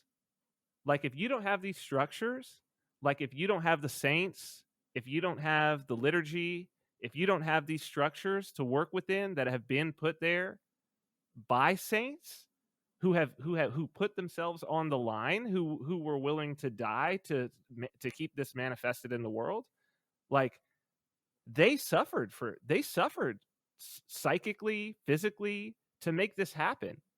And like that's your protection. All of this is because you can experience the divine. That's what's happening with Peterson. It's like you can have an experience of the divine, but outside of like when you go to mass and you have an experience of the divine, you're protected. Like you're in a protected environment to be able to experience it. Like you're in a spacesuit. You know what I mean? Like you can go out and you can be out in space with a spacesuit. He's out in space. He opened the airlock without a spacesuit on, and it's going to kill him unless he puts a spacesuit on. And it's already like he's having the physical effects of it. You know what I mean? And so I Yeah, think that I it's mean, like it's an important thing for people to hear because people have been like, well, Vin becoming religious, that's a plot twist. And I've been like, not really. Not really. Because like I've been walking this path for a long time. I don't talk about my history in terms of like I've seen the other side. And people can't really appreciate that, right? I think some Christians can if they're real about it, but I think this is something that the church doesn't even talk about, even though Jesus was an exorcist, even though like almost his entire ministry, besides healing the sick, the other thing that he's doing is he's casting out demons. That's what people are coming to him for. Like, And how did those demons get here is that's another thing that is they've been here. Yeah, exactly. They've been One here. of the one of the books I was reading, and it was a Protestant theologian, so some of it is not exactly keeping in tradition, portions of it, but definitely a lot of, the more I looked into what he was talking about, as far as for when you look back into the Old Testament and Mhm. the stories that were revealed, is that what was revealed was that God had, basically this divine council. He had this, we were not the only creations. It wasn't just, God always existing. And then he was like, oh, I'm going to create the earth, and I'm going to create some baby faced cherubs to watch over you, and then some dogs and cows. Right. It was preceding us was, the divine realm. Mhm. And then the material realm. And we were called to be his imagers on earth. And then we fell. Then ever since then, it's just been us. But one of the really interesting things is that, we're one of the, the only creatures who are aware of God, that kind of almost have this both physical and material, or I'm sorry, material, physical, as well as spiritual, Mhm. kind of dual, but in the same nature. But we also have this gift of, unlike some of the other beings that existed, um, when we sin against God, we can be forgiven Right. and continue and kind of repent for our sins and move forward. And I was talking to a priest recently. I was like, what I don't understand about the demonic is that they, I would assume that they are aware of divine revelation and the God's plan. It's written down in a book. To me, I would imagine that they would be able to understand what's being spoken and know that in the end they're not going to win. So why would you continue to do this, right? And he explained that we don't really know Mhm. for sure how all this works. One is maybe they aren't aware, maybe because of just their fallen nature, extremely fallen nature, they can't be aware of that, or maybe they are. And he said that if that's true, that would make them even all the more evil. Just that true personification of not good and not light, if they are purposefully trying to drag other creation, other pieces of creation down into their depths, knowing that doesn't matter what they do, they're still going to lose. Well, but And maybe it's not a matter of like, maybe that's they in order for there to be a battle, both sides have to go to battle, right? And it's like I think that it's that metaphor, because the thing is we see it playing out, like I but the did. prize isn't like a castle. The prize is you, me, every Yeah. individual soul. Yeah, but I mean, It but to them, I mean, we are, and that's part of the, at least the apocryphal story. The tradition says that they do view us as lower than them, right? That like that we are more crude than they are. and they were jealous of our Exactly. creation. They So were that makes jealous it of so our that position. makes us like a cow to them, right? That makes us like a cow, or in the same way that, like, I mean, we have these discussions in our own, like, within the human material world, right? So it's like you've got the environmentalists who are like, no, there's the three-toed yellow frog in this little area, and so you can't build a building. And so one side is like, well, no, the building is going to provide jobs, or it's going to be a power plant, or it's going to be something, it's going to help humans. Humans are way more important than the three-toed frog. And they're like, no, you don't understand. There's the free three-toed. And it's like, that's the same type of metaphor, right? And so like what you imagine is that they're like, man, screw these. We can eat these things. We can ride these things. We're not gonna, they're not up to our level. If we want to go in there and inhabit them and see and get our nourishment from them, like let us do that. And especially if they're going to let us, put a saddle on them and ride them around and encourage us to do that. And so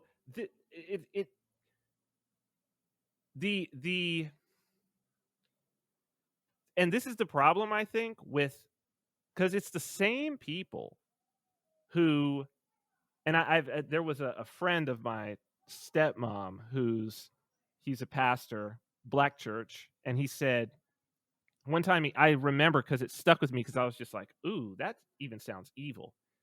He was like, yeah, we give them something to get them from Monday to Saturday. I was like, oh, God. Oh. Like, not the cure. Not the cure. Because, like, implicit in that is, well, we can't, if we gave them the cure, they wouldn't come back next Sunday. We just give them something to get them from Monday to Saturday. And it's like, no, the idea is that the idea of the tradition it's like theological methadone. Yeah, exactly. This is what I'm saying, right? So it's like but that's also, they might talk about demons. They don't really think there's demons. That's part of their like shtick. It's part of their. That's what I play. got from the mass last week, was that the priest, and he was French, but his homily was about angels and demons, Mm-hmm. and not in sort of a metaphorical sense. Mm-hmm. And he was talking about how in modern interpretation, and this kind of even goes back into kind of Michelangelo. And actually, I was listening to some Eastern Orthodox YouTubers, and they were, was it Pajot or anyways? I can't remember exactly. Pajot talks about Michelangelo a lot, and how he is not cool with Michelangelo. No, and the more I listen to it, the more I'm kind of going like, yeah, I mean, like, it kind of goes, excuse me, this priest was talking about, and it jives with that as well. It's like, we have this idea of, well, angels, they're these little babies with wings, and demons, and they wear like a leather suit and they have a red pitchfork, but they're still kind of cute and cartoony or whatever, right? And like, you go back to the medieval tradition, they had no it was not cartoony, right? The cartoons are kind of based somewhat on the medieval concept of it, but they were very real to these people, and rightly so. And the priest was talking about, like, no, these things are very real. They have power. They are not as obviously as powerful as the one who created them, but they do have power, like to pray to your guardian angel, to pray to the angels for assistance, is a very powerful thing to do. And also, don't think that demons don't exist, that it's just, it's supposed to be a metaphor about our fallen nature or anything like that, or a metaphor about the vices and temptations in the world. It's like, no, these things are very real. And that movie Constantine that I saw, many years ago, but one of the phrases that Keanu Reeves' character used was influence pushers. Yes. And that's kind of in the movie, which is not correct. It was these ideas that angels and demons, God and Satan, had this deal where they weren't allowed to like come down anymore, and they couldn't push truly divine beings. They had to be like these hybrids of and they were here on earth to try and push their influence. But that statement is true. They are influence pushers. And like what you were talking about as far as with Jordan, I've found as well, is that the more aware and closer that I get to this and involved, the more, I guess, if you want to call it, or I shouldn't say if you want to call it, the more attacked in a way that you are, the more influence that you are to go like, like, I don't want to, I don't want to wake up and I don't want to do these prayers, or, why don't I just get my coffee instead of doing my morning prayers right now? Or, the kids are probably going to start fighting, so there's really no point in doing it. I'll do it later this afternoon or whatever. Or as well as just like the regular sins and vices of the world Mm-hmm. that are in us, which has led me more to cutting out a lot of these things in my life that I normally was kind of engaging in, as far as, whether it's streaming services Yep. or Yep. Yep. certain types of music and podcasts and things like that. I've started to cut out because I realized that, one, it's not bringing me any closer to the divine, which is the goal. Yep. And two, it does help to lead you astray. But just even then, things pop into your mind or Sure. whatever that are not helping you get along that way and are leading me down to a different place that I should. Which, on one hand, it's almost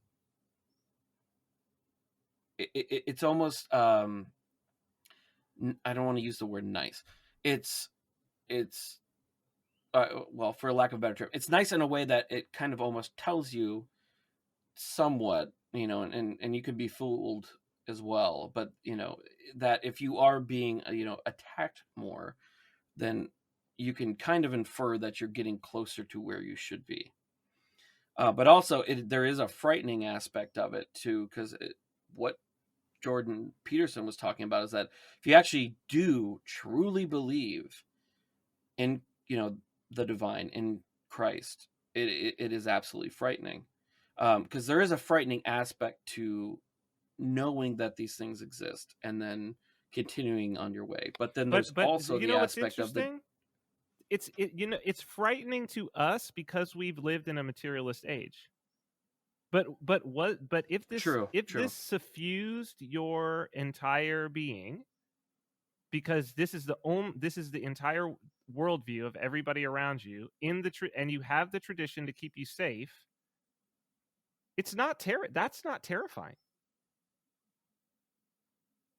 No, and what I'm saying is that on one hand, it's part of you is terrified because now that you're aware, it's almost like the Matrix. It just has so many utilities and explanations, but it's almost like waking up out of it, and now you're aware that these things exist. And once, kind of, keep on talking about Jordan Peterson, but what he's experiencing is that he's aware and he's halfway out of the Matrix, but he's allowing himself to be, both pulling himself out and be shoving back in by these demonic machines, and trying to survive in that half state. And that is frightening unless you let yourself just be flushed down the tube, come out, and kind of almost be reborn in a way into the truth.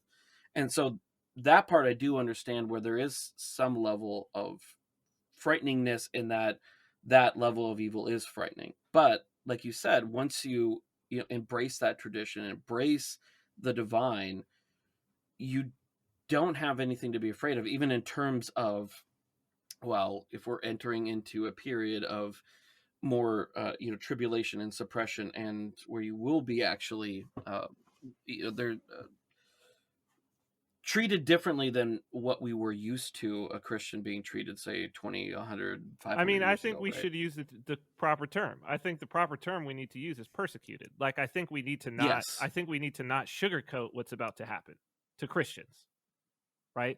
Because no. I know that there's probably somebody listening to this, right? If we're going to make this public, there's somebody listening to this who is in a situation of waffling, and maybe they're like, maybe I need to find this tradition. I think what they need to understand is that it's like, this is not offering you a choice to not suffer in what's coming. Like, everybody's going to get the suffering, right? But it's just to not suffer needlessly is the key. And to be and for it to have some meaning to what's about to happen. But it's not like Christians are not about to be persecuted. Well, I mean, look at the story that you've just described. Like, it starts with you not being able to have communion. That's what it starts with. That's the beginning of the persecution. That's what it's always been. That you can't worship anymore. And I mean, you literally just described it's happening now. That's what Taylor Marshall. He's a former Anglican turned Catholic, and then more recently in years traditionalist Catholic. Mm-hmm. And he just had a video not too long ago. It was International Women's Day. He had a video. It was from Bogota. It was a bunch of women for International Women's Day. They went outside in front of a church, and they started basically a bonfire out the door, and then they burned a cross on top of it, and then they were attacking the church. Jesus. And he related some other stories. Just like an hour north of him in Texas, a Catholic parish had been attacked twice in 24 hours. I believe it was St. Andrew. I'm not 100% sure on the site. Anyways, the statue was stolen, and then it was found decapitated on a football field. Dude. And then broken into later. And like none of this is really being talked about. But once you kind of really, like we're talking about embracing the tradition, is that once you understand that you embrace the suffering, because the suffering happens regardless of whether or not you want to embrace the truth or not. Yes. But when you don't embrace the truth, and you, like you said, you don't understand, and it's needless, and then you sit there and you wonder, why am I sad? Why am I depressed? Why is this not working? Why is this bad thing happen, or whatever? And we can't, in tradition, it's not going to give you, well, you lost your job and your parents disowned you, or your girlfriend or your wife left you, or whatever, because of, well, X, Y, and Z, and give you detailed to your personal issue. But it's saying that suffering is a constant in life. It's part of our fallen nature. And you can either choose to despair over it, or you can choose to take up your cross, to bear it, and offer it, like my mother-in-law always says, like, offer it up. And by doing that, then you not only can assist yourself in a very practical manner of getting over and not just getting over, but of integrating, being able to live, integrating and living with that suffering, but also have it for a reason, and have it be by offering it up to God as a sacrifice on your behalf to Him. Then it's going from self-help to actually, self-improvement and worship. Yeah, I could. And that's the history of Christianity. Yeah. And he talked about that. If you look at like the Diocletian and other periods of persecution within the church, is that it follows, kind of a very almost like a three-step process. And one, it's it's suppression of clergy and sacraments. It's suppression, then attacks on the church and the clergy, and then attacks on the actual lay people who participate and are identified as being Christian. And so one would, in a practical sense, go like, well, I want to make sure that I don't want to, but like, I don't want to be identified as that. But then that also, that's not a saving thing. Not at all. Because because you're going to suffer anyways. Yes. And do you also want to stand before God, very much like the warning at during the Passion and Crucifixion, of do you want to be the one who denies Christ? Right. And like you said, you're going to suffer anyways. Why not embrace that and bring that suffering into a positive thing, and know that it's that another thing to consider is that this life is very fleeting, and our goal in this life is not about self-preservation. It doesn't mean that suicide or anything like that is also a good thing or anything, but that self-preservation is not our main goal. Our main goal is to ascend and to to worship God in His kingdom, not to do whatever brings us joy in this world or safety. And there's not well, we're not even, I mean, we're not in a time of safety. There's nothing that anybody can do to bring themselves material safety. And again, I mean, look, we're talking about Jordan Peterson, but I think it's important because, especially if we're talking about this in the context of like podcasts and people who listen to digital media and YouTube, and particularly your audience and my audience, is like, he represents the prototype of what all these people wanted, right? And I can speak, I can speak from this, see, because like I was thrust into or given or however you want to present it, like a situation where it was like I was offered and got to have all of these things, and it's like the cost, right? And like for me, what I know, like I'm in the midst of my repentance right now. And like people who understand that will understand what I just said, and people who don't understand it will think that I just said some weird religious thing, but I didn't, right? And it's like I was working for the other team like actively. And that's why I say I've not it's not like I've had some it's not like Vin's religious now and now he thinks there's demons. No, no, no. I knew they were there, and I've had interactions with them, and I've reaped rewards and I've paid prices for that, and I have scars to show it, right? And so it's like, and it's not, and somebody could be like, what he's saying, whatever, and it's like, no, my life is the receipt, right? Like my life doesn't make any sense if you look at it, like that someone could have been, and it's magical, right? And so it's like, so maybe somebody would call that selling your soul to the devil. People could call it whatever it is, right? But it's like, even if I could be the fact that I doing that, participating at that level, to where it's like I'm actively participating on the other side, and not even like and it was more like you say, it was you were brought to the mountain and shown the kingdom, and you accepted it, and I accepted it, right? And so it's even like, even after you accept, and this is what has this is why I've been like, the amazing thing that it's like, just repent and come back to me. Like that's literally it. Like that it was just like when I was just like, okay, I'm done with that. It doesn't work for me. I mainly because I love my children and my wife more than that, right? And I tell many people that they saved my life in that regard. But it's like, even just because of that, and then it's like I've shut that off to my life, in my life, that side. I will never engage with those entities again, and those energies and those powers and principalities, and leading a different life that's more righteous, even in a secular way. And then being like, you know what? No, I miss that spirituality. I miss going to that place. I miss being a part of that. Like I miss existing in that world. I miss that because like even to miss the junk food, right? So it's like, I even miss the taste of chocolate cake. But it's like, no. So then I guess that means I got to go for the sustenance, the real sustenance, because I've said I will never eat chocolate cake again, right? So maybe I need to go and find what really tastes good. And to end up in that it's like, oh, and this is so much better. And at the same time, dude, to be like, you want to talk about being attacked. Like these are entities that have they've got my home phone number and address, you know what I'm saying?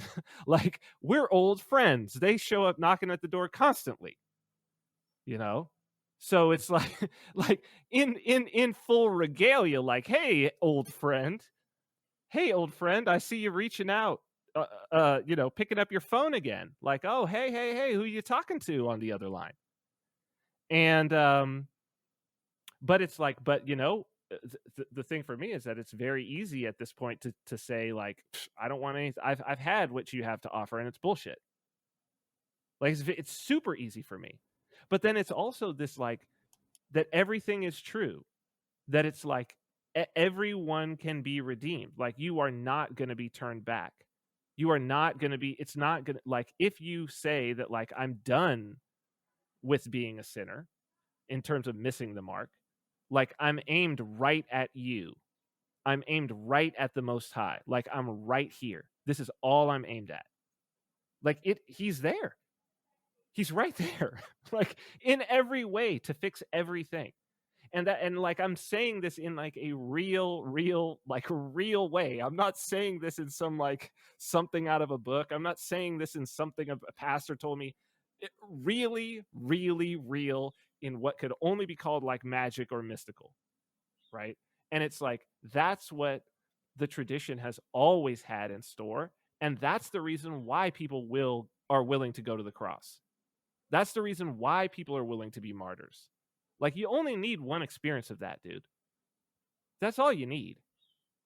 One experience of it, and it's like it's your change forever. Well, I remember, especially if you read like the lives of the saints, and it's not a jealousy, um, but reading, the words of like Padre Pio, of a lot of the other saints who had like deep, very deep mystical experiences. Padre Pio was, he was a stigmatic. He had this, the marks of Christ, and but on the other hand, a lot of these saints, when they are deeply, like you said, in a term not theistic, because they're, you almost, when you have these encounters, you almost become Saint Thomas, in that you have, like, you have witnessed it. Christ said that those who have not seen and believed are blessed, whereas Thomas was able to put his hands on the actual wounds Exactly. of Christ. And I don't think that I've had the same level of mystical encounter that you have. I wouldn't I've wish had it on anybody, by the way. Like, no, I and don't. I don't mean with the dark side. I just mean with the oh, I'm talking with even the on the light. light side. Like, again, Yeah, I would not wish it on anybody. Like, to be able to find it without that level of intensity, I think please find it. Like, if you have the opportunity, take it. Don't doubt until you're like slammed in the head, because it's not like it's comfortable or anything. Even the encounter with no, Christ is not a comfortable encounter. You know what I mean? yeah, no. I just I haven't. Like, a part of me yearns for that. A part of me yearns for that. Like, to like I've said, I've always known. I've never actually had any doubts. So in a way, a part of me has known, but to actually have that full experience.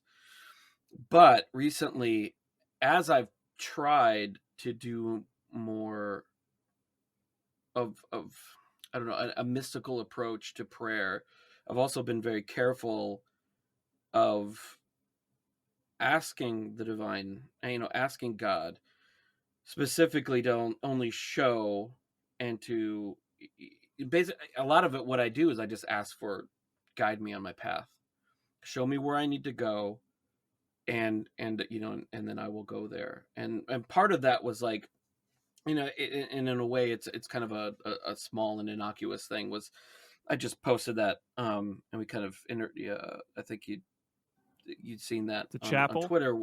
Yeah, I had this. I was laying in bed, and before I ever go to sleep, I unless I just like fall asleep, somewhere without knowing it, I always say the Saint Michael prayer, which is a very powerful prayer, as far as for protection and kind of like warding off, the non-divine. And as well as, after I say that, then I start saying the Jesus prayer. It's kind of like a meditative thing as I'm falling asleep.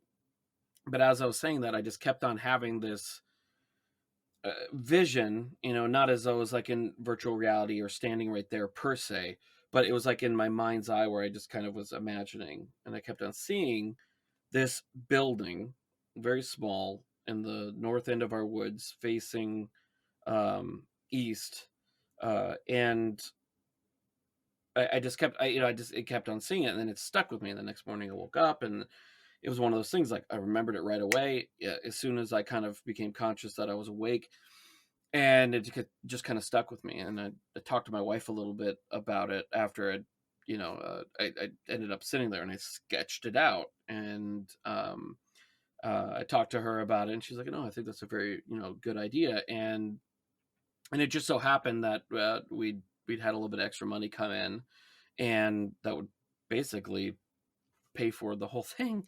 And it's it's going to be very simple. It's like just a little 6x8 cedar sided, inside and out, basically if you want to call it, a shed. It's going to be, the building plans is a shed basically, with just a window in the front and a door in the back. I'm trying to source some Gothic stained glass, but that might be a little bit more expensive than I want to do, or that I'm able to afford. But it's just going to be a table right below the window, and a couple of pews that will hold, 4 people. You could probably fit maybe a little bit more along the walls, but mainly just for individual or family prayer, and kind of to be this idea of a place set aside. Yes. We will still have in our home, right in the main living room where we spend most of our time, we still have our little place where we have, our image of Our Lady and our Lord, as well as a Saint Michael statue and our rosaries and everything like that. But in this, it will be a place set aside that's not going to have any of the distractions. There's not going to be, the kids coming down, I have to go pee. There's not going to be, the phone buzzing or anything like that. It's going to be a place set aside solely, and that's all it is. And it reminded me at Cassie's, or sorry, my wife's college. They had an adoration chapel called the Portiuncula, and it was basically kind of like a replica of the, to some degree, the first church that Saint Francis of Assisi built. And it's very small. It's all rock, which is why I wanted to make ours out of stone, but that was just going to be too expensive. But the peace that you felt in that place, and all adoration chapels kind of have that feeling where Christ is present, but this one was just, it had that feeling of, of tradition, where it's stone, and you kind of, every little noise kind of echoes off, but it was basically dead silent. The only noise you would hear is people either walking in or maybe shifting their position maybe a little bit, but everybody was quiet, and they were either kneeling in prayer, or they were sitting and reading scripture or a life of the saint. And I wanted that same thing. And I think that that will be a very important thing. I think it's placed on my heart because of like what we're talking about, what's coming. And I think it'll be a very important thing for our family to have, and to be available for others if they so wish, to be able to have this special kind of place away, especially if we're talking, possibly churches being shuttered and things like that, of having this place of prayer and contemplation where you can go to, that's not a living room, or not a side room or a pantry or something like that. It's huge, man.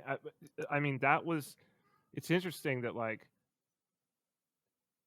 this pattern of,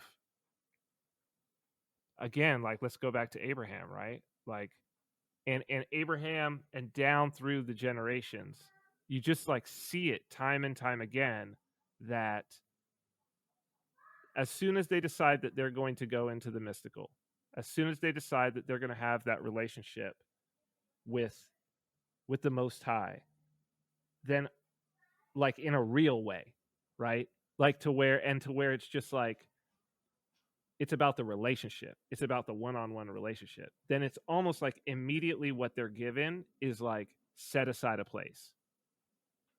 It seems that and then you're told, and they're told, like, think about it, like all the stories, every single one is that they're told, and they're told like specifically how to build it, like through the generations. It's just time and time again, it's that it's just like, I was shown to build this. So whether it's from Noah and the ark to the line of Abraham, the many sacrificial sites and altars that they built, and the way that they built them, to the Ark of the Covenant, like, go all the way through, man. And it's just like, again, and maybe this is a good place to end it, and I got to rock off pretty soon. We're going to go to this little island over here, but like, that's where I think it's important for people to see that this is where tradition comes from. That it's like, this is the relationship that we have with the divine, and that all of those things that are in there, they're there because they've been communicated. That's how they stuck around. Like, they were communicated to the saints, and that's how they got into tradition. And it's super important. I mean, like, so that's an experience. You know what I mean? Like, that's a real experience of the divine manifesting in the physical, to where it's like he wants to be manifested in the physical. He obviously, right? Like, that's the entire faith. Is that he's saying I'm not just a psychological construct. Eh, When we agree to be his instrument, he is going to have us manifest things in the physical that are for him, and we have to discern what's for him and what's not, and like you say, not be fooled. And like, now I know what his voice sounds like, and I know what the other voices sound like, and like, I'm still human. Those other voices offer nice things, you know what I mean? And I can't say that through my whole process and through everything in the future that maybe they're not going to catch me a time or two. You know what I mean? I can't say that. I'm not Christ himself. I'm no saint. You know what I mean? But I know where I'm oriented to, and I know what nourishes me. I can't say that I might not sneak a Snickers bar here or there. I hope not. I don't have the desire to do that now, and the desire gets less and less as time goes on, obviously. But it's like, you have to build the chapel, right? Like, that. I know you know that. Like, you have to build it. There's not like a question about it. No, it's strange in terms of, you don't often have these, like, we all have impulses. Mm-hmm. We'll have this impulse, like, I want pizza, I want whatever, or I really want to go to Hawaii. But to have that feeling of not only want but surety, Mm-hmm. and a clarity of focus was, I guess part of it is that we all get influenced by the cultures that we live in and grow up in. And just as in a lot of people with relationships, marriage, or whatever, are influenced by, rom-coms, or Pride and Prejudice or whatever, and like, well, that's what a relationship and marriage and love is. Mm-hmm. Right. Mm-hmm. Where in fact it's very different. Mm-hmm. And it's from that, not only because it's a movie, but also because everybody is different. Mm-hmm. In every relationship and marriage, everything's, they fit together differently. There's no X and Y.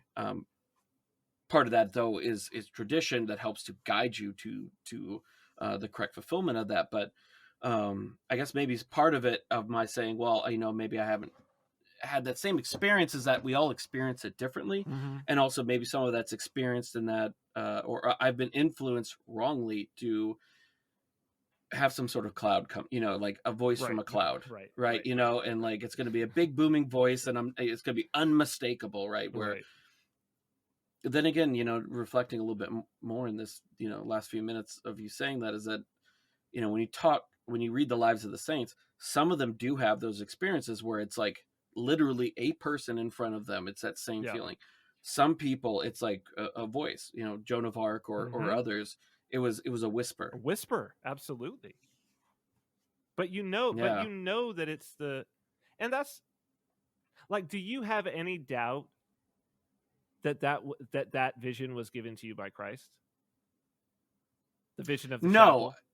No, because part, like I said, you want to make sure you're not led, is that even when you do feel as you've had that sort of interaction, is you also want to almost, that's what tradition does. You run it through that filter, and you go, okay, it's not saying, okay, but you need to cut off a chicken head and do those other stuff in there, right? And you go, okay, now that I've run it through there's no red flags popping up in my auditing software. And all of it that will result from it is good. So by doing that, I mean, that's almost a very materialist perspective of looking at it as well. But that's what tradition offers you too, is help in that material world of being able to interpret the divine, of whether it is divine or whether or not it's something trying to lead you in the wrong direction. And by doing that, you go like, yeah, like that was not a mistake. It wasn't me, falling asleep and just kind of having these random things pop into my head. And that's where, I guess we don't want to get into dream interpretation and those types of things either. But But yeah, no, I know that you gotta run, and I want to continue this We conversation should. because I think it's going to be a continuing No, conversation we should. that I will mean, get. we should do this like semi regularly, because I think, you and I have been on, like, it's not the same path, but what is it? Like, we're walking next to each other, man, in many ways, It's synchronicity Yeah. in a way. And I mean, like, our paths are synced up in a way to where it's almost like, every once in a while it's like, oh yeah, I'll meet you at the next town on Tuesday. You know what I mean? We'll sit and have a Yeah. drink and talk about, your adventures over here, and I'll tell you about my adventures over here, and maybe we'll walk together for the first few miles, And like, that's certainly is rare in my life. And I think, and we were talking about this, before, that it's like, I think people get a lot, and maybe some of our conversations now, they come back up. I share a lot of the things we've talked about with people, and they're like, oh my God, I didn't even know this was happening.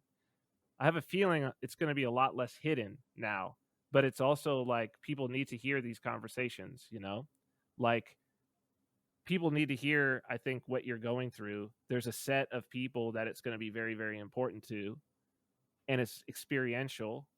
And like, so I hope we can do this more often. I mean, weirdly enough, I see these things as I talk about them being amplified. So then it must be what people want to, like, it's not even what people want. I know who wants it, right? So it's like, I'm just trying to be, I mean, honestly, that's been my thing. And it's like, this was given to me by my spiritual father, but it's just like, I'm just trying to be the hem of his garment at this point. That's it, Mm. And it's like, and without him, I'm a dirty rag. I'm nothing but a dirty rag,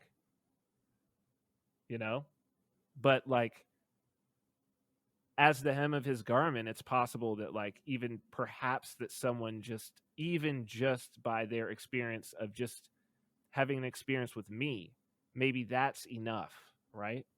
And I think that, like, I've always viewed you as a very similar type of individual in that, and it seems like you're going down that same path. So I hope that we can continue to have these conversations seriously.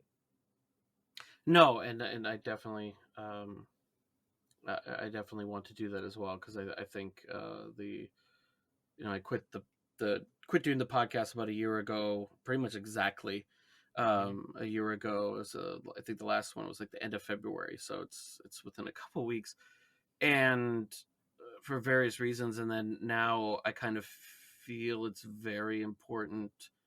I'm not, it was before, it was very Bitcoin focused. Now I think we're both kind of jumped off that, not out of our purview, but as far as like focus wise, what is and where we're heading to, that there's definitely some realities and that are going to be coming into focus, where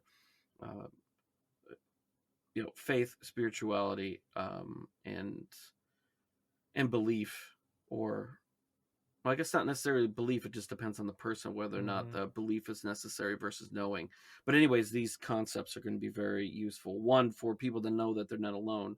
Exactly. Another, for people to, there's that thirst, like you said, like this seems to be like that thirst has been there, but I think it's being amplified as these things are coming down the pipe, and that people are either going to turn that thirst towards things that don't quench it, or by these sorts of conversations, people being able to kind of follow along journeys of people that are not perfect by any sort or any stretch of the imagination, but are also fellow fallen individuals trying to figure this out, and will kind of be able to be pointed in the right direction and start their own spiritual journey of getting closer to the divine. Man, fully. Thanks, dude. Let's do this again. Yeah, soon. Thank you. All right, sounds good. All right, brother.